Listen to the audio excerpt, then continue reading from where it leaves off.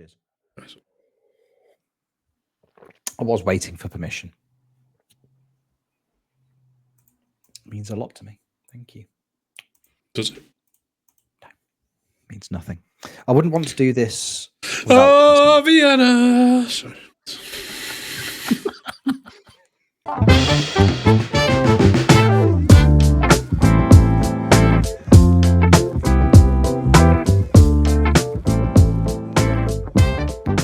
Hello there, friends, and welcome back to another episode of Football Manager Therapy.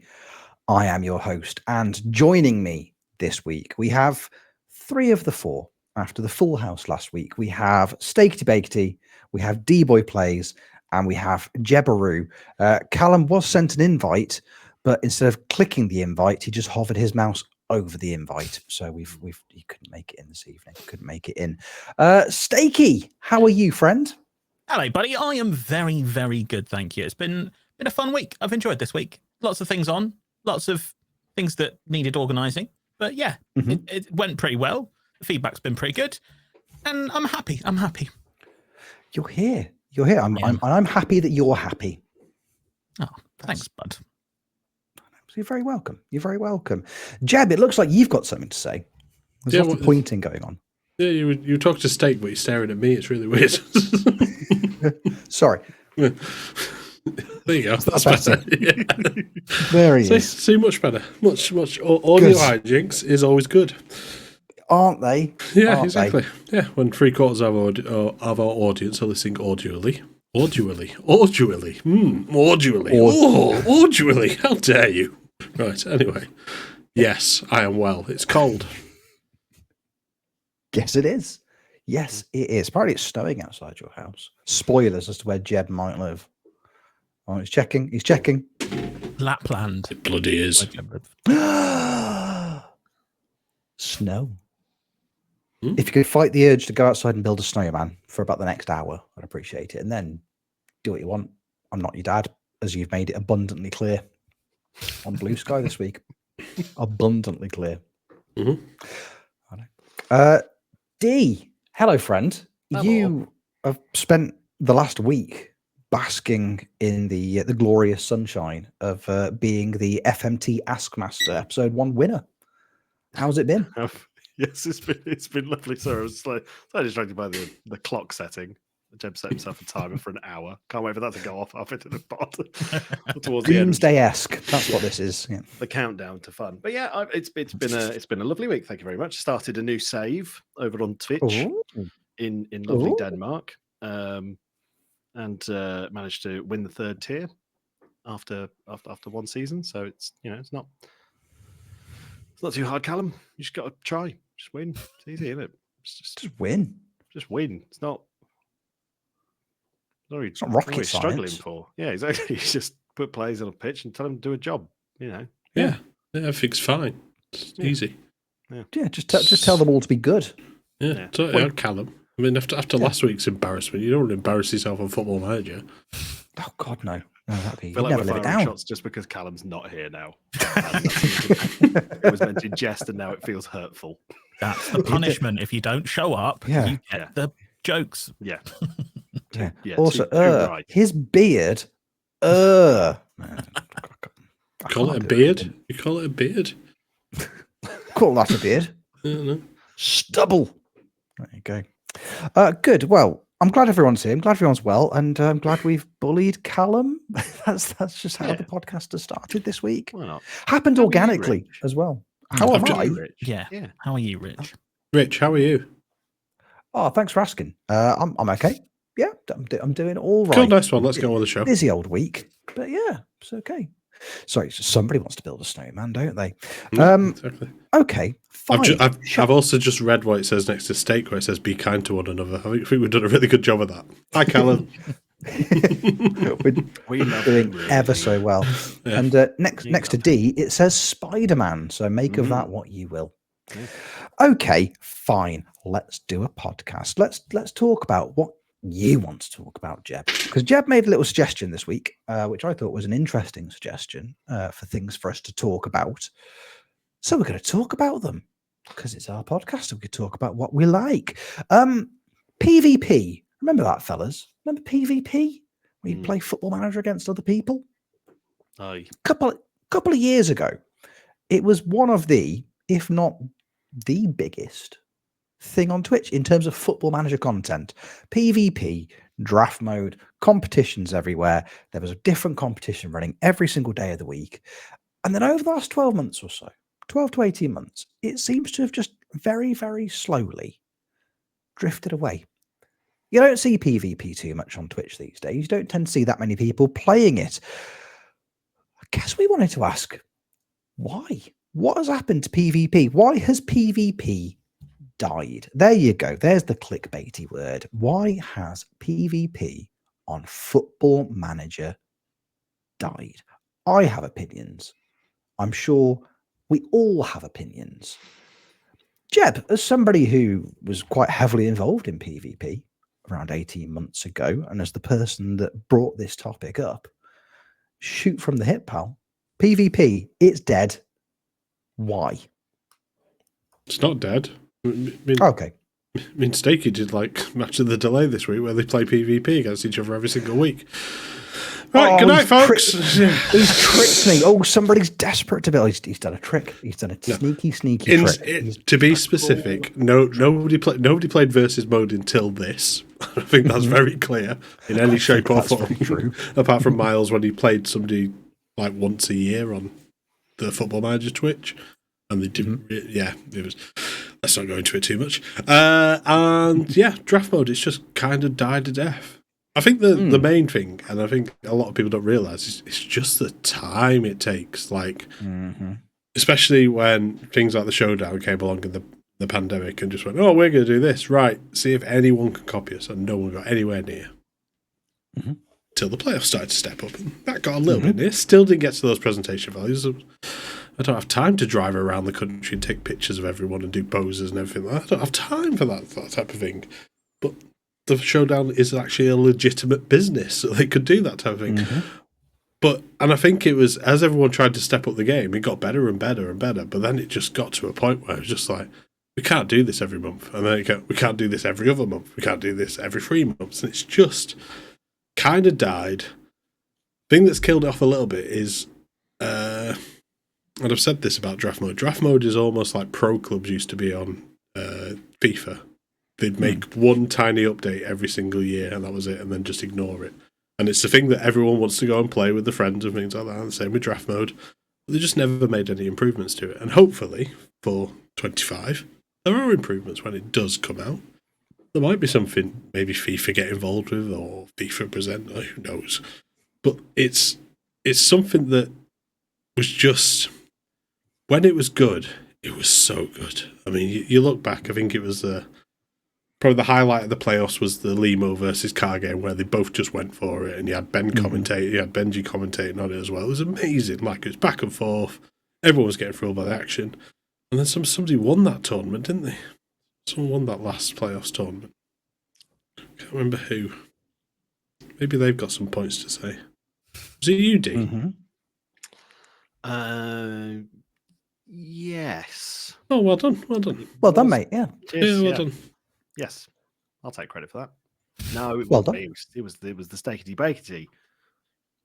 It was the stronger of the two twins. Stronger only in a PvP sense, I would imagine. We'll have to fight and see. We'll have a scrap. We'll have a naked mud wrestle. You know, that's how it'll be. Can we? We need to sell Tony and his FM con. We've got content. It's not what you expect. It's got nothing to do with Football Manager, but Football Manager. However, I'm in. I'm invested. Yeah, let's make it happen. Yeah, PvP was a lot of fun, and then I won the playoffs, and then it died. So I think it's my fault, really, if I'm honest. Basically, people were like, "Oh, if this guy can win it, what's the point, really? You know, what is the point?" No, I think PvP was a lot of fun, and it was about, what was it? The end of FM23 would be the precipice, really, where it's kind of nosedived. Obviously, as FM24 started, there are a few tournaments to get into it, and it just never really shone in the same way that it had done in the previous couple of years. I can't really put like an outright finger on it. Perhaps because it was pretty big during the pandemic, and now people are having more of a life, you would hope, since the pandemic. Not me, which is probably why I won the last one, but everyone else has a life and doesn't have time to research Football Manager players all the time. And there's a little bit of that with the people that do have time. They invest a lot of time in the game to the point where it becomes a little bit predictable, a little bit samey. You'd have to do something really strange with the stipulation in order to make it interesting, because people are just picking the same players because they know who's good in Football Manager. They know who works. They know who's cheap and has a good potential rating. Like, you can even look at the back end of the game, which we've discussed before on the podcast, where you can look in the ratings in the editor and see which players have a certain number. It's usually 5s and 0s, and those players will be cheaper than the players around them, and you can pick up those as bargains. And it's that kind of planning that just makes the game a little bit, I'm not going to say try hardy, because you should try at things, and being competitive is really important, and that competitive edge is good. But I think, and I certainly fell into that trap of being a bit too competitive, if you get me. And then you lose sight of why the draft mode was fun, and why the shows were fun, and why the tournaments were fun, because they're really entertaining. And if you already know who you're going to pick, and everyone knows who you're going to pick, then the draft, I think it's the draft, the actual draft is really the problem. Because people, as I say, people know who they're going to pick. And that draft stream went from being something really fun and interesting to being the same thing each time. And if you don't get into the draft stream, you probably don't get into the matches stream, which is where obviously the real entertainment is. And that's where all the tactics get pitched against each other. I think it's a lot to do with that draft stream. And there were a couple of things that tried to make it a bit different, like Wishlist, for example. They tried something really different, which was really interesting, really fun. Ultimately, it didn't end up continuing, as a lot of them have now tailed off and completely gone, which is a shame. But something different was needed, and I still don't think anyone's really got that. I don't think there's been a draft stream that makes you go, oh, wow, that is completely different and unique. And that's kind of the problem. It was saturated with a lot of boring draft streams, I think, in the end. That's my 2 cents on why it died a little bit. That's fair. I think you've said the word that when Jeb first mentioned this as a conversation point, there was a word that jumped into my head from my perspective as to why the PvP scene kind of died in terms of FM. And it's that C word that you mentioned just then, Steaky. He didn't say that, did he? Subtext. If you go back and if you take the first letter of every sentence, spells it out. Yeah, I know. Wow. And that C word is competitive. Because I think there was a very gradual, very gradual, but I think towards the tail end of it, I think it picked up a lot of momentum and kind of started really kind of, rolling. Almost people's motivation for playing the game. Because in the early days, obviously the showdown was fantastic, and obviously the production values of the showdown were phenomenally good, exponentially wonderful. Like, it was television. It was on YouTube, but it was television. It was wonderfully put together. And then obviously towards the tail end of the playoffs run, they were mimicking that. I still think pound for pound, for me it was as good. I think Jeb did an absolutely sensational job with the FM playoffs. But one of the things that made the showdown great were the characters, and it was the people involved. And even though there were those, don't get me wrong, there were rivalries and there was competition there, but that wasn't what it was about. And I think, we saw it with the early days of the playoffs. And I think, people just wanted to get together, have fun. I always saw the early days of the playoffs as a great networking opportunity. I just got to meet people and hang out with people I didn't know very well. And that, in its essence, is what a lot of drafting is, especially, you get a load of people together, you all jump in a call, all have a yap. It's brilliant, brilliant fun. But when the competitiveness crept in, and I think that a large part of that was down to the rankings, the fact that suddenly it became a ranked thing. and there were numbers next to people's names. And I think some people that played PvP saw a lot more value in the number next to their name than in the actual experience of playing the game and getting to know people and building those relationships within the community. And for me, that I think was the start of the real decline in the popularity, because it became less of an entertaining, became less of a spectacle, and it just became more it felt calculated almost, and that sucked a lot of the fun out of it for me. Watching people like Pokes, for example, watching Pokes celebrate his 9th pick of the draft like he had just scored the winning goal in a World Cup final, like, brings me joy to this day. It absolutely does. But again, like you said, Steaky, is that robotic. I already know who I'm going to pick. I've spent since the pool was announced, I've spent 50 hours researching. I've done all this. I've got 17 different tactics all ready to go in my brain. Like, that to me, that's not fun.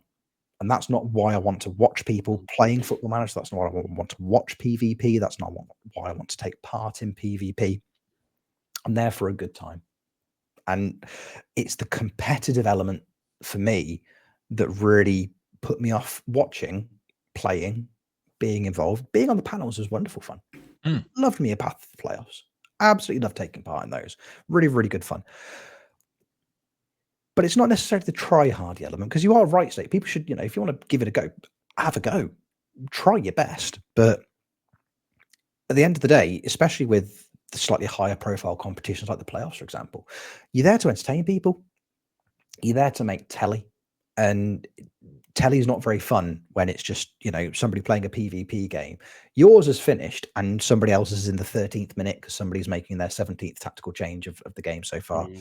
It just sucks a lot of the fun out of it for me. And I think once the fun is gone, what's the motivation? And that always comes across on the camera as well. Like, you can see when competitors are dialed in and saying nothing, and the show will switch to their view, and it's them making a tiny player adjustment to their left back after 7 minutes of the game, and you're just like, they look bored. Like, they look like they're dialed in. They're not streaming. I mean, they are streaming, but they're not really chatting with chat, and they're not engaging. And there's just a few times where it just completely loses that entertainment value. And on the other end of the scale, sometimes the host of the draft, they are trying to force some kind of entertainment as well, which feels forced, like we want you to write a video calling everyone out and calling them all horrible and how you're going to beat them all.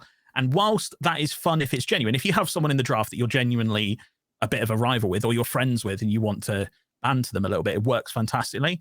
But some competitors didn't really know anyone in the draft.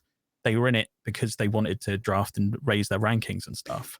And then their videos come off as fake almost a little bit. And it becomes a little bit like boxing. So when I see boxing nowadays, you get to the press conference, it's all live. You get to this press conference and they all go, "Oh, you're a horrible person. I hate you. I'm going to kill you in the ring," or whatever. And then at the end of it, it's all like, "Oh yeah, he's a great competitor. I'd really good laugh with him, go for a pint with him later." And you're like, "Well, you just said you were going to kill him. Which is it? Which, like, were you genuinely annoyed at them before?" And so I don't know. I think that part of a little bit of fakery, a little bit of overproduction, because you're trying to get that entertainment back, came across a little bit, not desperate, but forced. It felt forced, certainly near the end. Once it started to go off that cliff, I think there was a little bit of force to try and bring it back. And I don't think that worked either, which is a shame. I'm sat right here. That was my idea. No, we had that idea, and there were some brilliant promos, and there were some that were dreadful. There were some that were just weird. Like, no offense to Zanko, but Zanko's promo was him stood there with his national anthem playing in the background for him. It was a 2.5 minute long video.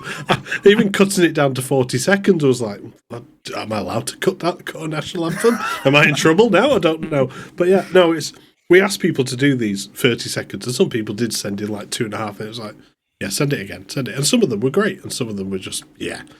Yeah, I knew mine was really bad as well. So. Yeah, so it's a difficult thing, is trying to force entertainment. And I think it is, like you said, it's more the try-hardness and the competitive, like the rankings do have a lot to answer for, unfortunately, because people just got ridiculously competitive.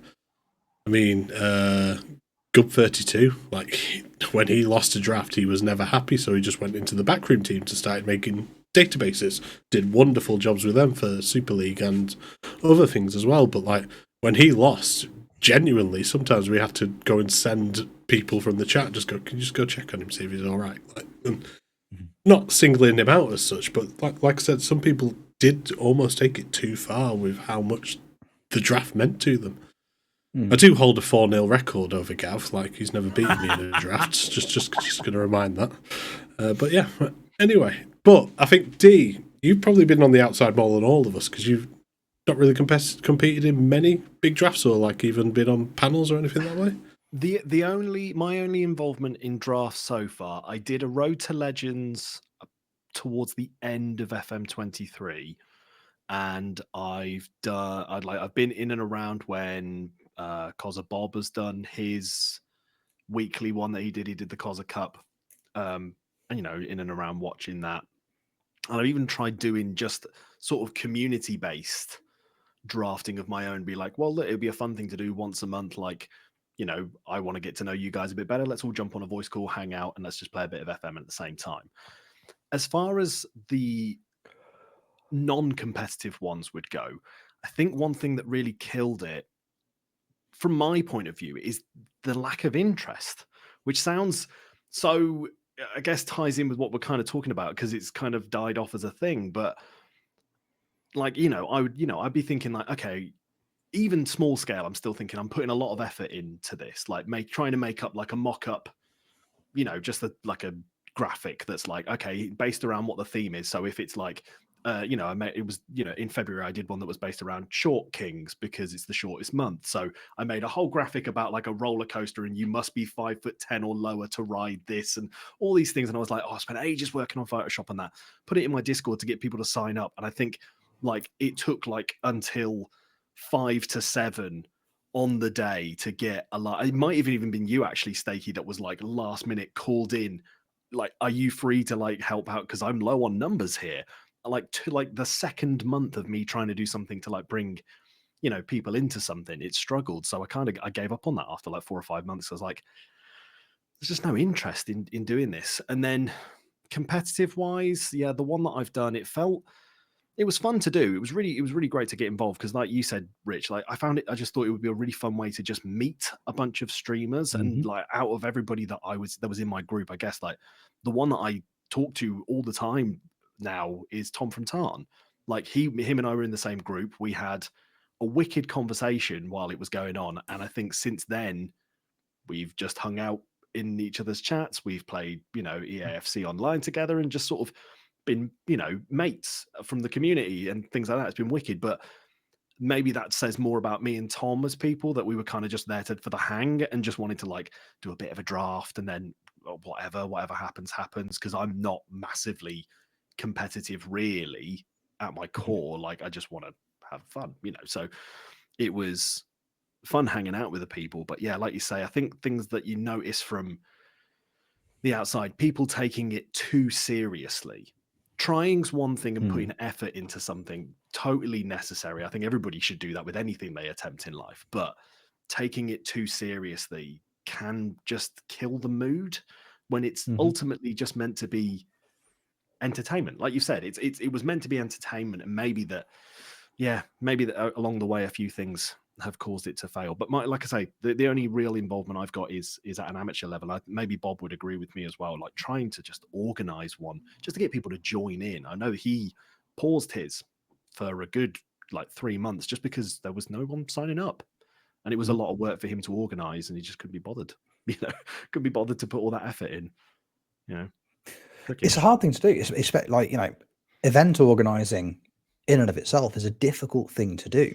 And especially if regardless of how passionate you are about the event, whatever it is you're hosting, whatever it is you're organizing, if you care enough about it, you'll spend the time creating that event, trying to drum up interest. But on the night, if you're struggling to get people, with it, if it's, in football manager context, trying to get people to sign up for a draft. You know, I've run comedy nights, I've run gigs music wise as well. I've run open mics, I've run like paid nights, I've run all sorts. Trying to get an audience in, trying to get people interested in that.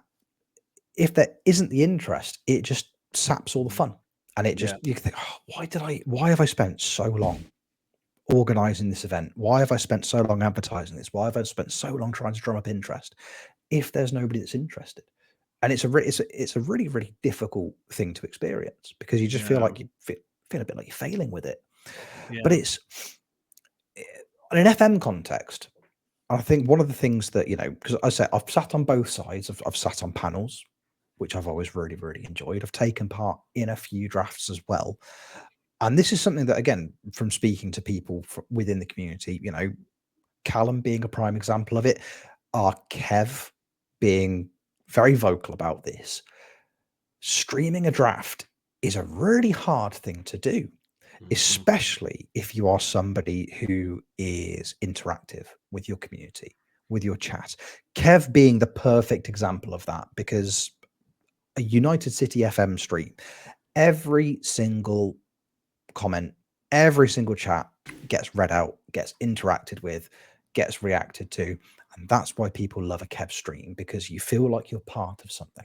And that is a very, very difficult thing to do when you're under pressure, either under a time limit in a draft itself or playing the actual draft mode. It's a really, really tricky thing to do, is maintain that relationship with your chat and with your audience during the actual streaming itself. And I found it difficult.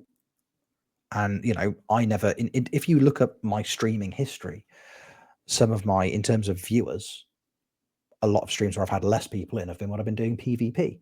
And I think a big part of that is because larger parts of the community are all online together at the same time. You know, if there's a PvP competition on, you can have a minimum 7 or 8 other people streaming at the same time, probably your mates, probably shared audience there. There's going to be the broadcast itself for the actual draft that you're taking part in, and that's going to have, so it's lower viewerships, which is enough to put some people off. But then trying to interact with your audience in the same way that you would in regular stream is a really, really hard thing to do, which again, I know is off-putting for some people. So given the opportunity to not do it, I think there are people that would say, you know what, I'd actually rather not in this set of circumstances. It's a tricky thing to do. I mean, you've done it, and you know, obviously somebody who's won competitions. Is that something you're conscious of when you're streaming draft mode compared to just a regular night on Twitch on Football Manager? Yeah, absolutely. The competitive side of it with the stream as well makes it really, really difficult and really challenging to stream. Certainly the draft night, and then less so on the matches, because you can just kind of comment on what's happening a little bit more, and you've usually got only one person that you're talking to, whereas chances are in the draft night you've got 8. Although, having said that, the flip side of it, another quite demoralizing time I've been in a draft was when I agreed to do a draft quite last minute, and I got into the call, introduced my stream, said hi, Thomas stream. You know what? I'll try and interact as much as I can, but I've got 8 other people to talk to here. You know, I'll keep the Discord unmuted so you guys can hear and all that, so you can hear what we're talking about. And then all 7 other people were muted for the whole draft. And I think that's when I fell out of love with it. It wasn't too long after I'd won the playoffs, because when I'd done the playoffs and Road to Legends, I basically decided that I wanted to do away with the competitive stuff. The competitive stuff had got to me. I was like, it's too much. I'm not being entertaining. I'm not having fun, and I'm spending 2 weeks preparing for a tournament. It's not good for my mental health. It's not good for anyone's mental health, and it's not entertaining, which is the whole point of the stream. So I'm going to do it with fun. And I was like, right, I'm going into it with fun. And we did the playoffs, and I remember talking to everyone in the chat there, and Steve Hood had picked a player automatically, and he didn't want Coble for 17 million or something along those lines, and we were all laughing at him, and I really wanted him, so I was like, damn you, Steve. And that was all very fun, and you could be entertaining in that way. And then it was a couple of drafts later, and there was just no one talking at all, and I was just kind of sat there. And obviously with the main show, and like you say, with the viewers being more spread, I think I had 2 people in my chat, and normally that doesn't bother me. I'm pretty personable. I can just kind of talk about what I'm doing. But it was a 16-person draft. And it was slow. I think it was a 2-minute between pick. And I just remember being sat there and just thinking, this is really not fun. And then I think someone disconnected and we had to reconnect, and it took a long time to get going again. And it was just quite a lot of that. I mean, the game doesn't help itself with how much it disconnects and how the fact it hasn't been updated since FM21 for draft mode, which doesn't help because there's a lot of technical issues as well. So just all of those things kind of add up, and it does find yourself quite demoralizing. What I will say, when it goes right, it is fabulous. The people in the community are absolutely amazing. Everyone behind the scenes giving up their time to do stats and tweets and clipping everyone's channels to make sure fun information goes up about the draft and making little compilations and graphics. And the people on the show are brilliant. Lots of people are fantastic in it.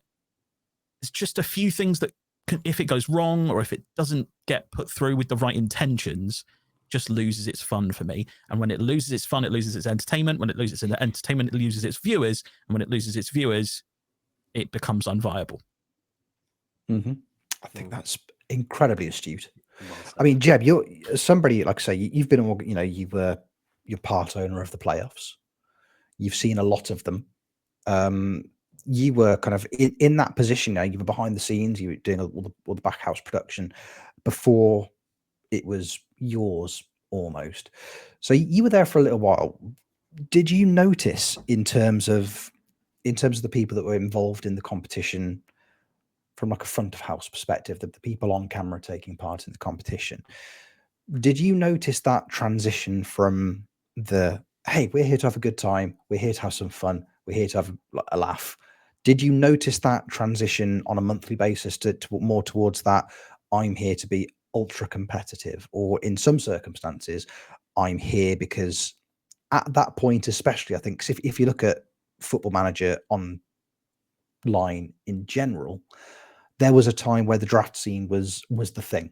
Drafting, it was before tactics were the thing or before rebuilds were the thing. Drafting was like the big one in terms of content and on what people wanted to do it for. Did you notice that transition from people like, hey, I want to have a good time, to, like I say, the very competitive people that got involved, or even some of the people that might have got involved because, hey, I'm going to be a big time streamer and this is how I'm going to become that? Did you notice that transition? And you've just said it there. Big time streamer. If you got a Twitch partner, you got the likes of a Lelujo, a Work the Space, even Dupe or Viking Dan as he was then, obviously Big Meaty. But if you got one of them in the call, they could drive a conversation in that call for the draft every single time. Like, they'll drive a conversation. They will talk, like Dupe and Big Meaty in particular, they will talk for hours. You were on the path to the playoffs, weren't you, when it was 42 degrees? And I was. Yes. Dupe in his attic, getting a bit warm. Yeah, Dupe in his attic with his air conditioner pointing at a certain place, and Viking Dan sat in nothing down below. And me sat in this office with everything running and all that type of thing. But that was like one of the best paths to the playoffs. There was a draft, and it was one of the best drafts, despite we were all putting ourselves at risk almost because it was so hot outside and we're sitting in a warm office and things like that. But that was brilliant. Like, you could chat through that, you could chat through the draft. It's that's when it needs to be. And it's the other thing, and like, I understand with the way some of the other drafts, they want it to be different, they want to change things around. But if you've got nothing that the audience will interact with, it's not going to work. If you're going, let's pick all the best players from the conference north and south, that's your picks for the draft, everyone's going to go, I don't know any of these. So if you see, let's say you tune in and you see, oh, Neymar scored for them. Oh, look, he's got Haaland. Oh, that you've got something to cling on to. If you're just going into that stream, you're seeing these familiar names on the page. When you've not got those familiar names, you go into niche. And like I used to say this quite a lot with the people. It's like, yeah, it's a great idea. Too niche. Like, in these 250 million should be about your budget. That's where you sit with. And then you throw in your stipulations, like the playoffs worked quite nicely because we never told people the draft order or how we'd split it out. It was like, this is what you've got, that's what you're dealing with, not telling you how it works.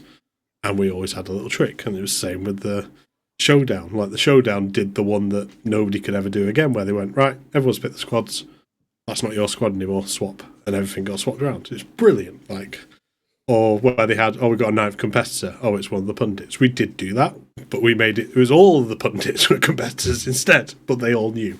Damn, I've given away that bit. Yeah, it's like I said, it's to make it interesting, make it entertaining. But having that big name streamer, or that person who's just used to talking, used to waffling on and on and on, and just almost won't shut up. Like some of the best exchanges, was it Bust the Net and Stinger? Stinger stole one of Bust the Net's players, and Stinger says, "I wish you 1,000 camels would come and piss on your face," or something like that. It was like something like that just came out in the chat, and just like somebody just like, Bust the Net's just said this, like, oh, okay, like there you go. There's a talking point. You go off it then. There you go. You got your rival set up. It's the entertainment that needs to be part of it. And like the competitiveness took it away, and then you always have to get new faces in, and I think that's the way it is. And people always used to say about the showdown, they didn't get new faces in. They did, but they are very selective for they need people to entertain, people who sit around and entertain, stuff like that.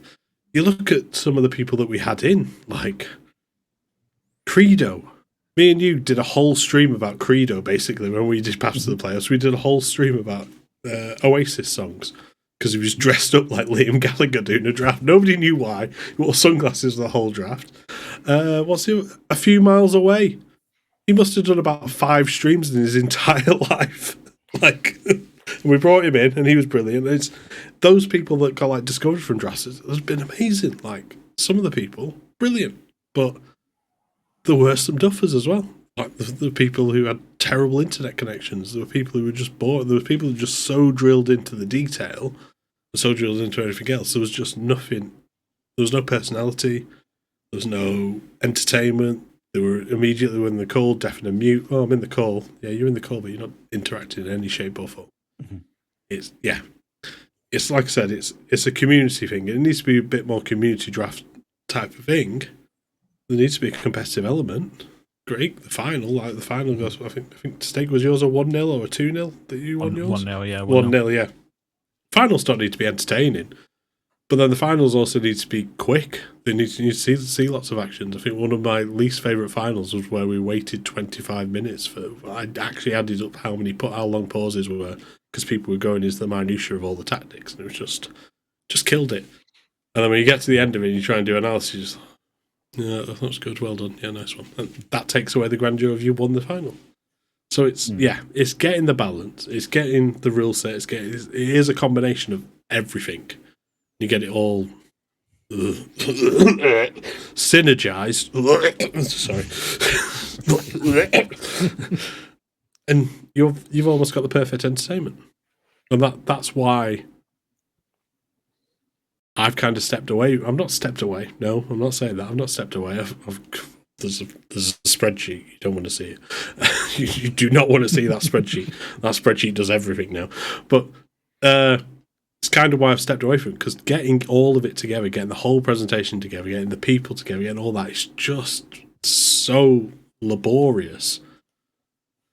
And then you get there, and then maybe somebody will mess it up because they're just boring, or they're just too competitive, or they don't turn up. Like the amount of times that's happened. Oh yeah, you could have said something. Oh sorry, I didn't think it was important. Cool. Anyway, I've said too much, or not enough. Name and shame. No, I'm joking. Name and shame. Name and shame. No, it is true though. It is true. It's again, it's finding that right mix of people, and it's one of the things we say quite a lot on the podcast is that a lot of the time people watch FM for one of two reasons: they watch it to learn, or they watch it to be entertained. I don't think that's necessarily prevalent to PvP, except for very rare circumstances. I think sometimes it lends itself very, very well, but not very often. I think one of the very, very early, when our pal Tony used to do Tony Jameson versus the community drafts, and basically rather than set up draft mode, rather than set up, like we'll do an 8-man league competition, he just did, we'll do one-on-one. We'll play a 2-legged game, and I will just go person to person to person. Everyone gets their moment in the sun. And he played Bust the Net. he played Dalgit, and it was just wonderful because again, it was very, very early days. It was early TJ days for sure. And he was a message like, oh, I've had this idea for a formation with 4-track artistas. Wouldn't that be ridiculous? And Dan's like, oh, 4 tracks. Yeah, I've got that. Let me load it up for you now. And I'll explain to you exactly how it works. And then we'll go into the game and I'll tell you exactly the kind of goal that my team are about to score. And then he talked through it, spent a couple of minutes talking through it. So, right, this is what this track does. This is what this track does. This is what the midfielder behind them does. This is what this track does. And then they're going to work the ball around. It's going to play it through to him. And then he's going to score. And then they started the game back up again. And that is exactly what happened, and everyone just went, oh my god, this is the most incredible thing we've ever seen. That's fine, but that's Dalgit. Dalgit is one of the OG tactics guys. You got to learn something from him because he spent so long playing the game. What Limo drafting, you're going to learn exactly how a 4-4-2 works, but that's the level. Not everybody has the capacity to teach in that way. Not everybody has the capacity to, entertain and be informative at the same time. So in terms of PvP, if you're somebody who's, right, I'm going to go into this game and like Jeb said, for example, I'm going to spend a cumulative 25 minutes tinkering with my formation and with my tactics, unless you are doing it in the way that Dalgit did it, for example, in that stream with Tony, where he was explaining, right, this is why this works. This is why this works. This is why I've got this player in this role. This is why I've got this player in this role. And it's quick and it's concise, but it makes sense. Unless you can do that, you're not providing what you think you're providing.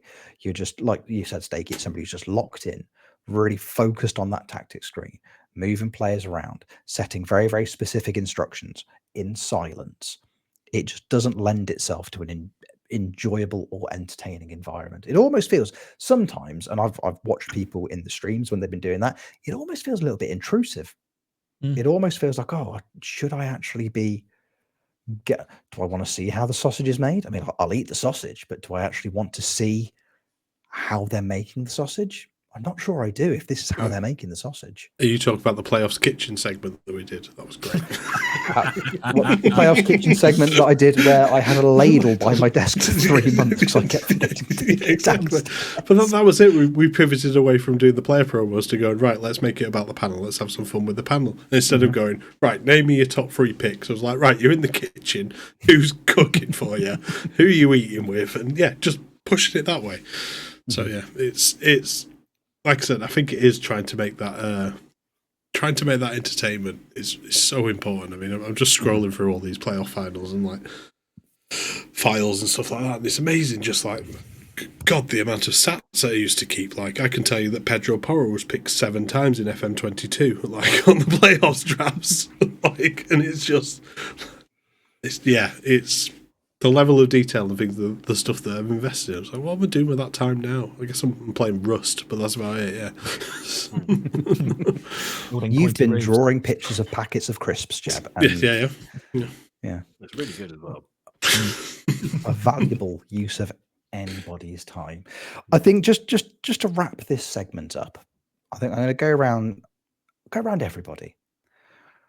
I'm going to ask a hypothetical. If you found out that there was a playoff or style competition coming back, it was announced tomorrow, and you were asked to take part in it, what's one thing that you would like to see from that competition? What's one thing you would like to accomplish in terms of your involvement in helping to revive the PvP scene, I suppose? Steaky, you've won a competition. You are one of life's winners. You're going into a draft competition tomorrow. People are going to watch it. What would you like to bring to the table in order to try and make PvP a little bit more fun? Tough question. As quick as possible, the thing I would like to see most is fun. Everyone doing it for fun reasons, chatting, bantering, chatter, enjoying it, having a bit of fun. If you want to pick Iago Pikachu because he's called Pikachu and it's funny, you do it. Have some fun with it. That's what I would bring to the table, and I hope everyone else would as well. Jeb, noted Pokemon connoisseur, are you backing Iago Pikachu? I'm ending the entire competition if somebody picks Iago Pikachu. But if somebody picks Kevin Lasagna, Myself and Tony, we've got all the puns lined up. There's a whole list of them. We've got a whole document between them. Just write them in there. I'm past it now, anyway. But yeah, I think it's the fun element and it's the entertainment. If we can get the band, like I joked about it, that's how we bring the player. If the playoffs came back, is get the band back together, get Llama, get Duke, get United City FM, Tony, all those people that helped out, all the people in the back office and stuff like that. Like Tim Lewis, Tim Lewis has got an entire relationship based off the FM playoffs. like when he met that girl on I think he met the girl on Tinder, went on his first date, then after the thing he was asking like what bottle of wine should I buy for her for the next day. This was all because of the playoffs community.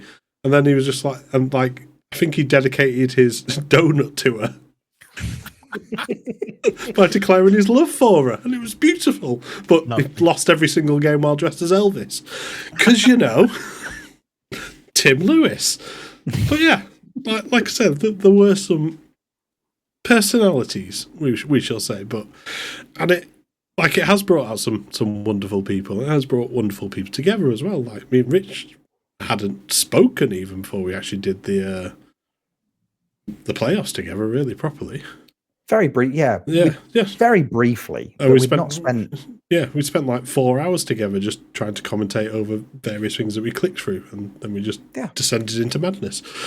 Yeah. Not like us to go on tangents. They left us alone. It was their fault. Yeah. So, but it's that same with Tony. Like Tony, I got to know a lot better because we did the playoffs together. I messaged Tony and went. It was after Tony had to host a playoffs, and it was when he was using his wife's driving instructor's PC. That's what Tony used to use.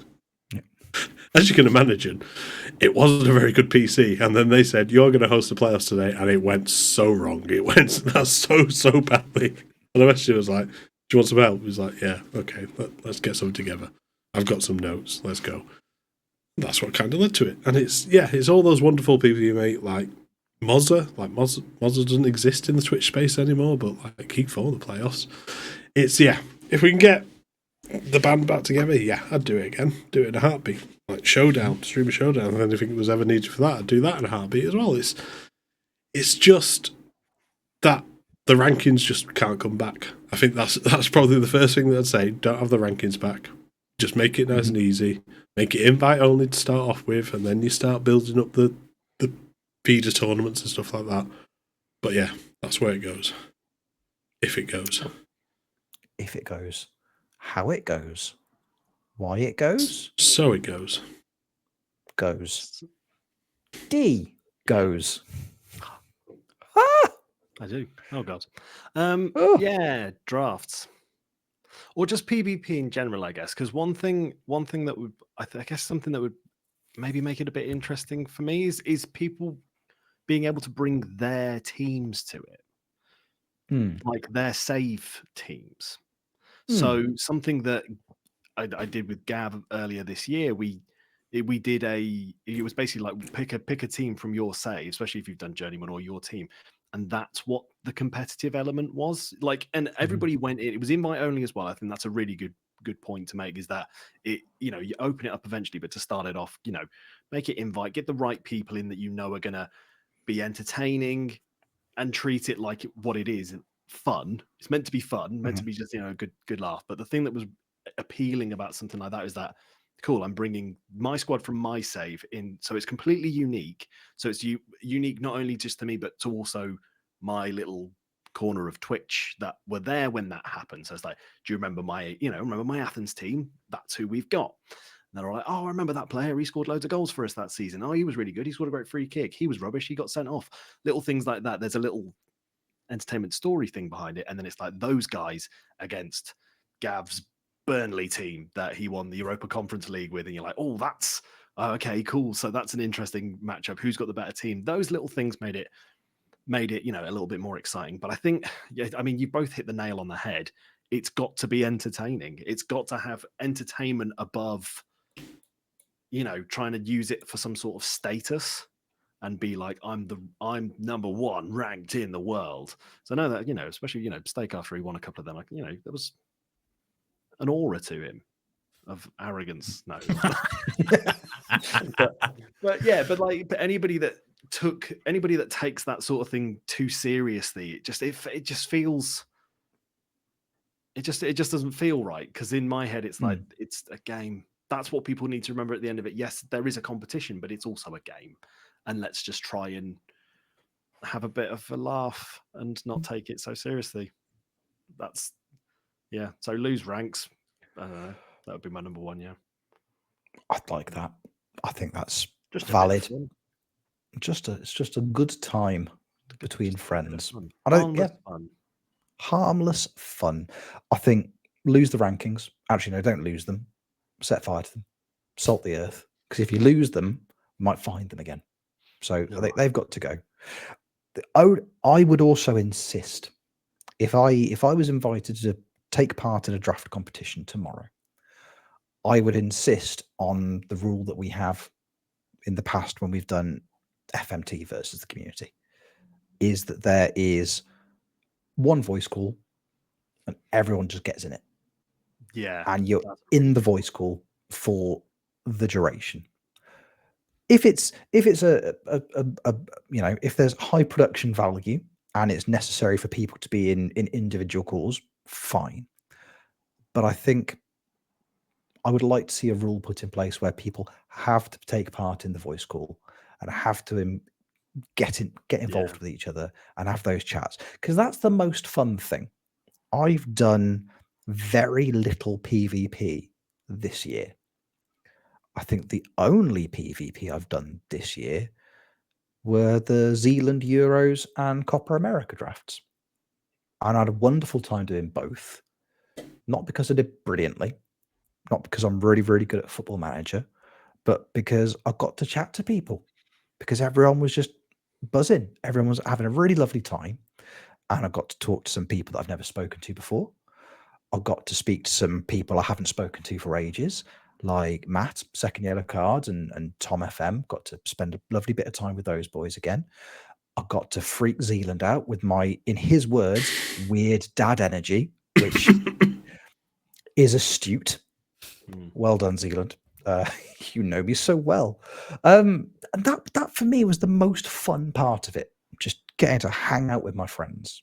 And I think, again, that's something that it almost goes full circle, doesn't it, to the first points I made on this. If you're ultra competitive, you don't have the time to do that. And you don't do that. And that just isn't for me. So if you're going to bring it back, replace the bad C word with the nice C word. Get rid of competitive and make it about community again.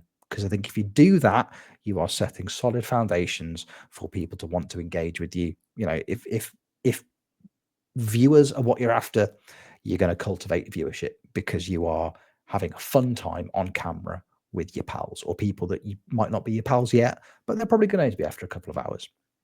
If that's what you're after, it's going to draw that in. If you're after building that community vibe, absolutely that's what it's going to accomplish, because you're speaking to people that you don't know that well, speaking to complete strangers, having a lovely old time with them. Let's do that. Let's get rid of competitive, make it about community again. And I think you're onto a winner. Also, you know, with FM25 coming out, if they spend a little bit of time fixing it up and making draft mode nice again, great. That'd be really, really nice. That would help as well. Good. Yeah. Good. PvP's all right, really, in it, deep down in our hearts. The real winner is friendship. In a much realer sense, the last winner of one of the big things was steak. But you know, there is that. Steak. Yes. Steaky. In terms of your PvP wins and in terms of your strategy when it comes to PvP, do you have any kind of, you know, superstitions surrounding Football Manager that you kind of Sorry, hold on. Are you doing a segue? Yeah, I am. Oh, sorry. Carry on. I was due. I was definitely due. Thanks for highlighting it. Yeah, we're talking about superstitions because ruined it. There was a wonderful tweet that Steaky shared with us earlier, and it just made me so incredibly happy, and it got us thinking about superstitions in FM. Steak, would you like to share with the class? Would you like to share with the room the wonderful thing that you found online that kind of prompted this next segment in the podcast? Yes, it was a tweet from BBC Sport, and I was interested in it straight away because the first two words in it are Ian Holloway, and he's always fantastic. But the headline was, with no article attached, may I add, Ian Holloway has claimed that Swindon Town's poor run of form could be down to the training ground being haunted. The headline speaks for itself. What a crazy, ridiculous headline that is. And I was just like, yes, that's what I wanted to read today. That's the kind of headline I want to see. None of this clickbait stuff. That's the kind of stuff I want to hear. And mad craziness. But yeah, as I said, it got me thinking, maybe there's a few superstitions that we've all got about Football Manager, and it'd be quite nice to hear what everyone's are. If you have any, of course, you might be very strict on them and have none, but I'd love to hear it. I'm all in. I'm all in, and I agree with you wholeheartedly. That is the kind of football-based social media content that I want to engage with. I don't care. Oh, here's a 17-year-old Lamine Yamal silencing the Bernabeu. Look at his aura. It's like, just say you want to kiss him. That's all you mean. Just if you say someone's got aura, it means you fancy them. Okay. Dee, I know you said you had Steak had aura earlier. I fancy him as well, and it's okay. Steak as well. I'd kiss him. I'd give him big smooches.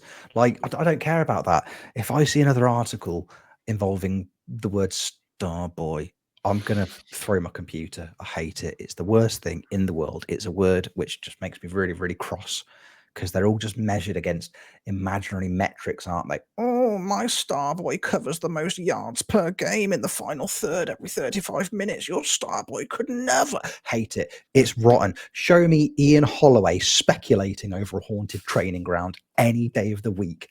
Yes, please, and thank you. Makes me so, so happy.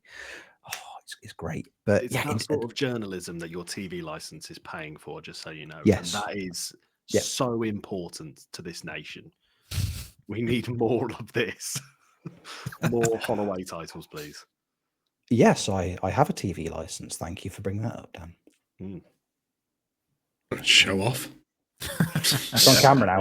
That is a bit Jeb, I'm lying to the TV license people, but don't tell them that.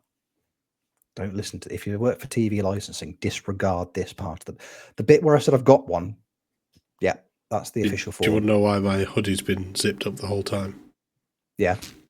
It's because I'm wearing an Austin 316 t-shirt. It's nothing to do with being a TV license person. But I am one of them too. I'm coming for you. Here's where I live as well. It has been the whole time, hasn't it? Yeah, exactly. It is. It's taken 91 episodes to get here, and I finally caught him. That's why I told you today, because it's snowing outside. Oh, I got him, boss. I've got him. Damn it. So, Jeb, any FM superstitions? Never play work ball into box. There you go. That's about the only thing. I don't know why. Just don't like it. Okay. It just frightens you. The concept just one of them. Just never play work ball into box. So just never like it. Never really been a fan of it. Just lump it in there. Pass it around a little bit. Just don't spend around faffing around with it. Just get it in there. You know. Crikey. Yeah. But yeah, not really that many. I've worn the same pair of pants for every single FMT podcast I've been on. But that's about it. That's only because you own one pair of pants, though. Yeah. That's it. Yeah. It's my TV. It's my TV licensing pants. Another way it says Calvin Klein around the waistband. Mine says TV licensing. Pay for it. I was wondering why you were pointing to your waistband that the whole time we were in Slough together. So in the motivational quote nightclub, that did make me wonder. So you just won't play work ball into box. Yeah, pretty much at all. That's pretty much it. I really got much else. Yeah. No, I like it though. It's important to have weird things that don't matter that you're scared of. It's very important. Dee, are you a superstitious FMsman? I didn't think I was, but then since we brought this up as a topic, I started thinking, well, what are things that I've done this year, like on the regs, And there are more things that I've been doing this year every week in my save that I've never done before. And and obviously something's wrong in my head, but it's so first of all, play for set pieces I've had turned on the entire year. And this is partly down to the misfortune that the lovely Kev, United City, had last year in his journeyman. And because I was doing a journeyman, I didn't want the same issue to happen. So I was like, well, if I have it on, then I'll always be able to get a job when I want one. I was able to always get a job when I wanted one. So your brain goes, well, that must be why. I must always make sure it's ticked. Another one that I've done all year, and I still do now, and I know in like network save moments that it is really boring and annoying to wait for me to do it, but I praise training every single week. Every week since the start of FM24, so we're talking just over a year now, up until my last FM stream. Every Friday you get the email coming through saying who's trained well. Everybody that's trained well I've praised, everybody that's performed badly I've criticized. And obviously in my head it's like, well, that's good for the morale and whatnot. Then I started winning things. And in my head, that goes, well, we can never stop doing that now. Because if I stop praising them, then they'll stop trying. And then I'll lose things. And I've done no control test of like, I'm going to do a save where I don't praise training and just see what happens. I even did it for the FM Taskmaster, which wasn't streamed, wasn't for anyone's benefit, but for every single week. I was like, well, I better train. I better, I mean, bless him, Nemeka's, he's pulled in an 8.3. It's worth saying well done to the lad, but I've praised training every single week of FM for the last, let me load up Steam. 1,500 hours of gameplay. So now, I have a suspicion? Maybe I'm slightly superstitious. I don't know. Yes, 100% I am. You really are. You really are. For there was a song that was written about somebody being very superstitious. Yeah, but there's evidence that, to me, there's like, well, I've praised them. We've won trophies. We win games. So in my head, it makes sense to continue the praising. I've done, like I said at the start, I've done 1 year with Aarhus, and I won the division. We shouldn't have won the league, but I was praising the training, so maybe there's a correlation. Or things are just right. I don't know, but yes. Are you picking on Callum again? No. Never pick on. I've heard Callum doesn't praise training. He doesn't praise training. He doesn't do his press conferences either, which was going to be my next thing. Because everybody's different. I'm like, well, you can just do the speed run. You get through it. I've done every single press conference. And again, is that a factor as to why I've done well in saves? I don't know, but I've done it a lot. So that's why. Oh God, it's almost time for Jeb to go and make a snowman. Snowman time! Yeah! Fun outside.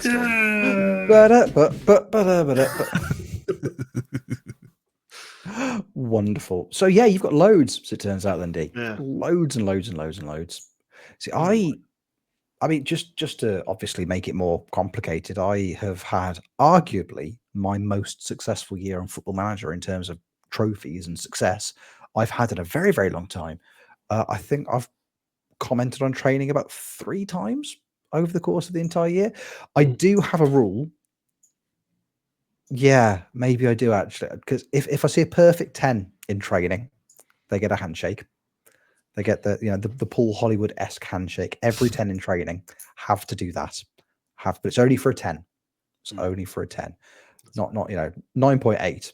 I'm not going to waste my time extending my arm, but for a 10.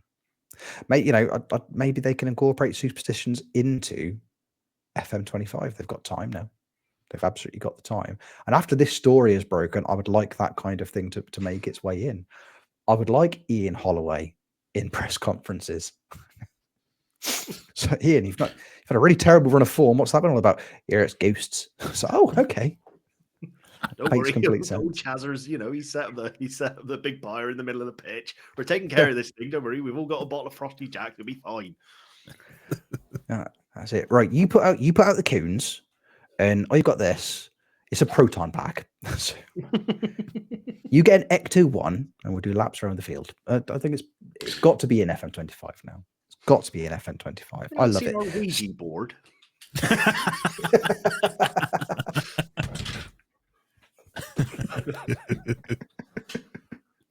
Oh, fabulous.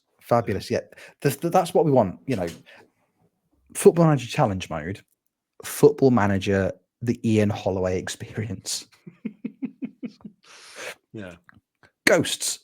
It's like, oh, there's mice in one of my players' heads. Like, just all of it. Part just of your weekly training, you have to do a seance. Oh, perfect. Yeah. Absolutely perfect. Steaky, your FM superstitions. You've got some, you sneaky boy. You've definitely got some, haven't you? I do. In real life, I am incredibly unsuperstitious. I don't believe in jinxing. I don't believe in fate. I believe you make your own destiny kind of thing. Don't believe in any of that stuff. However, Football Manager makes you believe in these things because things go wrong. It's got to be in the game, right? It's a conspiracy. But yeah, I also asked my mod Spoos, who I play a network save with, whether he has any. And he sent me a list of 9 or something like that, like a ridiculous number of them, because he is very much the other way. He loves the jinxing call out. He thinks everything's predetermined and all of this kind of thing, and it's all scripted. And so there's a lot of things that he brought to say. One of them is he just simply put, the game can hear you. I agree with this one. I agree with this one massively. Yeah, it's a little bit of like you mentioned how good a player's playing for you, and then the next message when you press continue is injured for 5 weeks, and just like with a pulled strain groin or something, or oh, this guy's playing really well, and then he gets 2 foot through the back of someone and gets sent off. You're just like, oh, for God's sake! As soon as you say it, it's definitely going to happen. And I guess on that same realm, one of the ones that I have is if you make all 5 subs before the 50th, 60th minute, you will get a red card or an injury. That will happen because you've not got the men to bring on one of those little ones. One thing that Spoos did say was the 5-2 the dream, which is a kind of running meme with me and him, in that the scoreline 5-2 comes up way too often as your own games. It's not to do with like that week's run. It's always your own games. It's always you go 4-1 up and then they score to start to make it close again, and then you finish them off in the 90 plus third minute. It's always the same. 5-2 the dream follows me and Spoos around, and we've had like playoff finals between each other that have ended 5-2 all the time. Really, like it's more common than a 4-0, for example, which is very strange. One that I have though, is that if you misclick a team talk, which I suppose should be part of the game, if you misclick a team talk, it is all going to go wrong for you. So this happened to me yesterday. I was in a match against, I want to say Sunderland, who are doing okay in the Premier League. I am top of the Premier League. I'm 3-0 up at half time. I accidentally click not good enough. I want to see more in the second half. Everyone goes red. They scored within 26 seconds of the second half starting, and the game was 3-2 and went really close near the end, and I just about scraped through with my skin of my teeth. But that kind of thing happens all the time. And then I suppose my final one is the luck modifier, which was briefly discussed by, I think it was Callum on the Nick Madden podcast that you guys did, that if you save and reload the game, you reset the luck modifier and you might come back and go on a bit of a run. Or if you're on a really bad run, if you save the game after your 5 games of terribleness and you've lost every single one, you might win the next one because you've reset the luck modifier. Bit of a suspicious one, that one.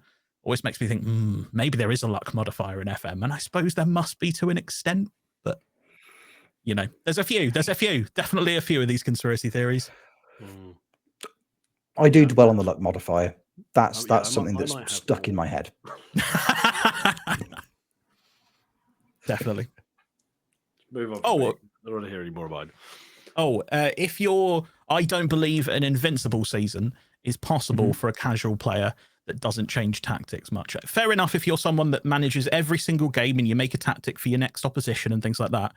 But if you have one tactic that you run through the season with, or 2 maybe, I don't believe an invincible season is possible. There will always be that game where you've had 40 shots to their 3 and they win 1-0. No, I don't care about your invincible season. You cheated, and I don't believe you. They're impossible. Maybe it's aspersions. Aspersions have been cast. Look, regards to the two people on stream who have had invincible seasons on stream, it's not possible to have an invincible season. No, not at all. I agree, Steaky. It's impossible. Yeah. If you disregard the evidence, it's not physically possible. And I did it with one system that I specifically built around the players I had at the club. It's not possible to win the Portuguese league if you're in the room.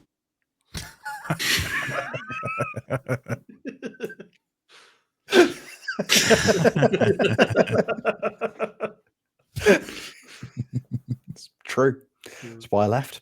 Good. The trophy's like a weeping angel. It doesn't appear in the show. You look away from it. Yeah,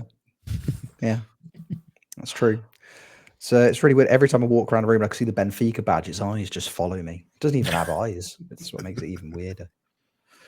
Yeah, can't win a Portuguese league title if you're in the room when that game kicks off. Good. It's good to know that we are all fundamentally broken, isn't it? When you really break it down, we're all a mess, a big superstitious mess.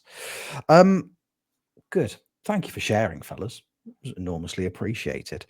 Before we wrap up, Steaky, there was talk of a game. There's talk of fun. What have you got for us, pal? What have you got? Yeah, we'll play a slightly condensed version of the game. I can remove a couple of the questions. But the game is called Don't Say the Same Thing as Me, which you may see seen on TikTok, various quiz show related channels do these things. I love this game. It's a fun game. And I keep doing them. There's a guy that does Harry Potter ones, and I'm not massively into Harry Potter, but he really is. So I just say the really obvious answers and win every time because he says some strange name I've never heard before. But basically, what's going to happen is I'm going to read out a statement or a question, and you will have to think of an answer to it. I will go around one by one. I have my answers already pre-written down. If you match with one of those answers, you are out. Some of them are really general, and you could say one of 200, 300 answers. And as we get further down, it gets down to, 6 or 7 answers, and you've got to try and beat me. So whoever gets furthest wins. If you get all the way through, I have a close tiebreaker, one that will be really difficult. And if you get all the way through, then I guess you just win. Are you ready for the first one? I was born ready, Steaky. I'm gonna give you 10 seconds or so. Go to each of you, and then if you match with any of them, then you'll be out. So the first one is name a Premier League player. Super general, absolutely any Premier League player you can name. Current Premier League player. Current Premier League. If you go out on this one, it's embarrassing. Have I been clever and thought of a funny one? Maybe I've thought of a really obvious one to try and get you. We'll see. Rich, name a Premier League player. I'm going to go for Mudryk. Okay. Dan? Morgan Gibbs-White. Okay. Jeb? Taylor Harwood-Bellis. Okay. You are all three safe this time. I thought I'd try and get one of you out with an obvious one. I just went Mo Salah, just to be like, anyone. Second question. Name any Italian side in the top 3 leagues. Any of them. Any Italian team. We'll go the other way this time. In the top 3 leagues, sorry. Top 3 leagues, yeah. A recognisable Italian team. I'm not going to pull you up on it if you named a 3rd division team and they got relegated last year. I'm not going to pull you up on it. Jeb, you can go first. That's not very nice. Pescara. Love Pescara. Dan? Provercelli. Good answer. Rich? Sassuolo. I can tell you that one of you is out on the second question. And I must admit, I did think about going Pescara just to try and catch Jeb, but then I thought that would be picking on. So I've not gone for that. So Jeb, you're safe. It's Sassuolo. I've gone with Sassuolo. Sorry, Rich. Are you on glue? Sorry. I went with Sassuolo because it's quite a fun word to say. It's a fun word to say. You went Sassuolo. I didn't think anyone would go out this early. Oh no! Oh no, he's gone. Stupid game. I can't remember where everyone was. I've got to rearrange the screen. Sassuolo. Oh, Yeah. Fine. I enjoy the word Sassuolo, so that's why. Sulk. Okay. Almost went Sampdoria. Oh, a good one as well. That would have got you through. Round 3, just the Literally any other one would have left. got them through. Yes. Name a club that plays in green. Mostly green, you know, around if it's 50%, like it's a striped kit, maybe, then I will accept. But I'm not accepting like the trim around the collar is green. It's got to be some kind of playing in green. And for this one, we're going to go to Dan first. Hibs. Hibs. Okay. Jeb? Panathinaikos. You're both safe. I thought you might have FM Taskmaster on the mind, so I went with Wolfsburg just to try and get you. Let's go for, you know what, since there's only 2 of you left, we can go a bit faster. So name a Premier League Golden Boot winner. Any Premier League Golden Boot winner. I have the Wikipedia up in case I want to challenge your answer. And we're going to do double Dan. Dan, again, you first. Heung-min Son, I believe, won. Heung-min Son, he did. He drew for the title. Jeb?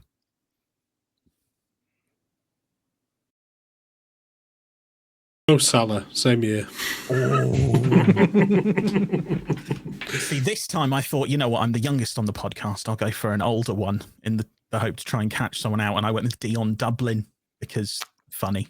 But no, not him. Okay, next question. Name a current Real Madrid player.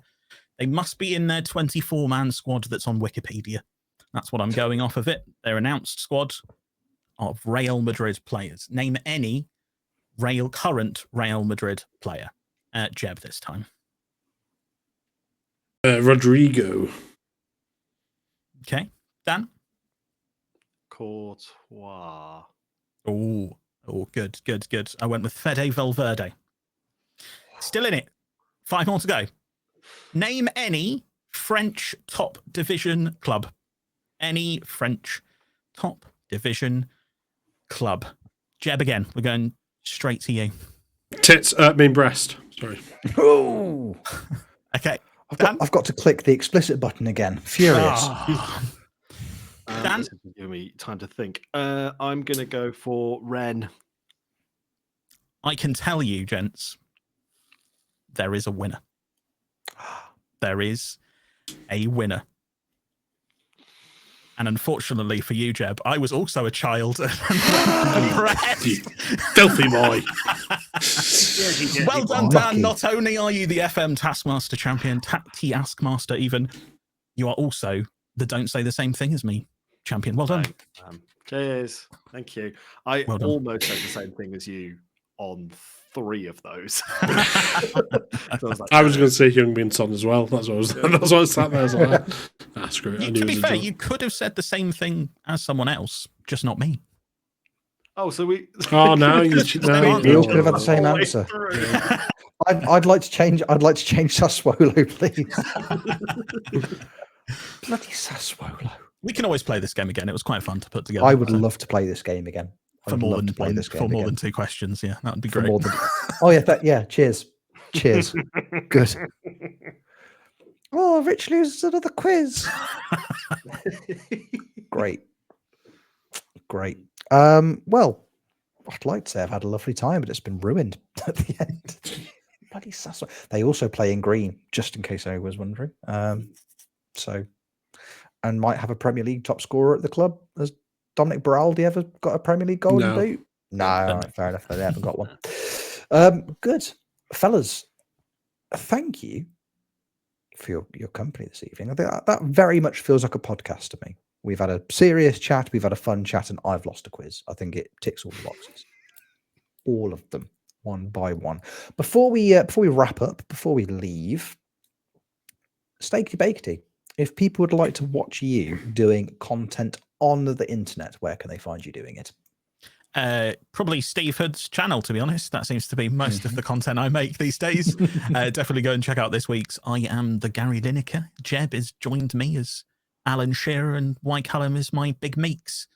So that's what we did this week. In interest of my own channels, twitch.tv/the_steak_bake and at the Steak Bake on everything else. And also at Callum this week, we are doing various Pokemon things as well. And he's just a great guy, and he does Slough things. So you should check him out as well. He does all of those things. Jeb, people would like to watch you playing Football Manager and or Rust. Where can they watch you doing those things? Twitch.tv/FM playoffs. It's back this weekend, guys. Woo! No, it's not. Sorry. Twitch.tv/Jebaroo. Probably be on Rust for the next week or so again. I might come back to FM soon, but Rust has been stupid, too stupid, and I've done well with this Curbing the Sea addiction.